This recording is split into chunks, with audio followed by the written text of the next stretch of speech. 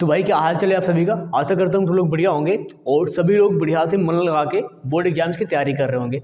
तो आज हम लोग इस वीडियो में समझने वाले हैं कि स्वप्रेरणा क्या होता है और इसको स्वप्रेरकत्व तो भी कहते हैं।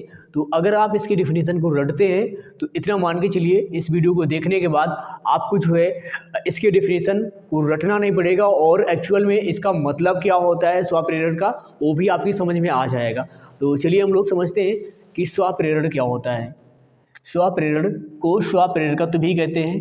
तो स्वप्रेरण क्या होता है इसको हम लोग समझेंगे और इसको क्या बोलते हैं, स्वप्रेरकत्व भी बोलते हैं, स्वप्रेरकत्व भी इसको बोलते हैं और इंग्लिश में इसको इंडक्टेंस बोलते हैं। इंग्लिश में इसको क्या बोलते हैं, इंडक्टेंस बोलते हैं। तो इसको समझने के लिए हम लोग जो है एक कुंडली बना लेते हैं, कॉइल बना लेते हैं। ये बना ली हम लोगों ने बना ली कुंडली और इसमें लगाई बैटरी, कुंडली में लगा दी बैटरी और फिर इसमें लगाया प्रतिरोध और इसमें फिर मारा ऐसे तीर, प्रतिरोध को मारा ऐसे तीर।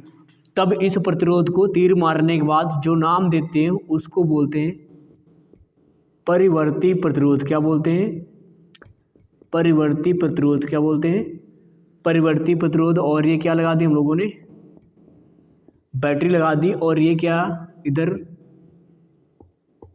क्या इधर कॉइल कुंडली है और इसमें जब बैटरी लगाएंगे तो क्या धारा प्रवाहित होगी, इसमें जो है धारा प्रवाहित होगी। तो अब यहाँ से आपको स्वप्रेरण यानी कि स्वप्रेरकत्व का मतलब समझना है। तो यहाँ पर जब धारा प्रवाहित होगी तो जो धारा का मान है ये धीरे धीरे बढ़ेगा, जो धारा का मान है ये धीरे धीरे बढ़ेगा। जैसे कि पहले 1 एम्पियर, फिर 2 एम्पियर, फिर 3, फिर 4, फिर 5, फिर 6, ऐसे धारा का मान बढ़ेगा। इकट्ठा जो है वो धारा का मान नहीं बढ़ेगा। तो यहाँ पर जब धारा का मान बढ़ेगा धीरे धीरे तो देखो धारा के मान में चेंज होगा। क्या होगा, धारा के मान में चेंज होगा। और एक चीज़ आपको पता है कि जब भी कुंडली में धारा प्रवाहित होती है तो उस कुंडली के चारों ओर क्या उत्पन्न हो जाता है, उस कुंडली के चारों ओर चुंबकीय क्षेत्र उत्पन्न हो जाता है। जब कुंडली में धारा प्रवाहित होती है तो उस कुंडली के जो है चारों ओर चुंबकीय क्षेत्र उत्पन्न हो जाता है। तो जब यहाँ से धारा का मान धीरे धीरे बढ़ेगा यानी धारा के मान में परिवर्तन होगा तब इस कुंडली में यहाँ जो चुंबकीय फ्लक्स होगा, क्या होगा, चुंबकीय फ्लक्स होगा, उसके मान में क्या होगा, चेंज होगा। उसके मान में क्या होगा, चेंज होगा। जब भी धारा का मान चेंज होगा तो चुंबकीय फ्लक्स भी क्या होगा, परिवर्तन होगा, चुंबकीय फ्लक्स में भी परिवर्तन होगा। तो जब चुंबकीय फ्लक्स में परिवर्तन होता है तो आप लोगों ने फैराडे का प्रथम नियम पढ़ा होगा कि जब चुंबकीय फ्लक्स में परिवर्तन होता है तो उस कुंडली में क्या उत्पन्न हो जाता है, प्रेरित विद्युत वाहक बल।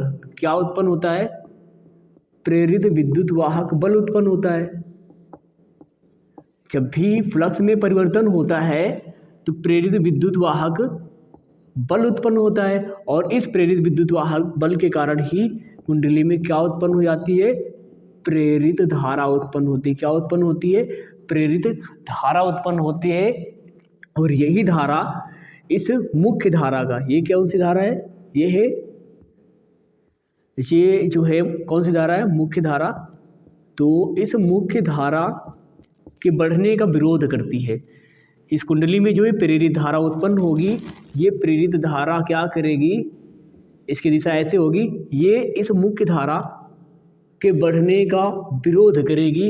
यही पूरी घटना क्या होती है, स्वप्रेरण होती है। क्या होती है, स्वप्रेरण। इसी को बोलते हैं स्वप्रेरकत्व या स्वप्रेरण। तो एक बार फिर से समझ लेते हैं कि जब भी कुंडली में धारा प्रवाहित होती है तो धारा का मान जब धीरे धीरे बढ़ता है तो चुंबकीय फ्लक्स में क्या होता है, परिवर्तन होता है। चुंबकीय फ्लक्स में परिवर्तन होता है जिस कारण से उस कुंडली में एक प्रेरित धारा उत्पन्न होती है और ये प्रेरित धारा जो कुंडली की मुख्य धारा होती है उसके आगे बढ़ने का विरोध करती है, उसके आगे बढ़ने का विरोध करती है। इसी को क्या बोलते हैं? इसी को बोलते हैं स्वप्रेरण, यानी कि स्वप्रेरकत्व। तो अगर समझ में आया तो वीडियो को लाइक कर देना, चैनल पर नए हैं तो चैनल को सब्सक्राइब कर लेना।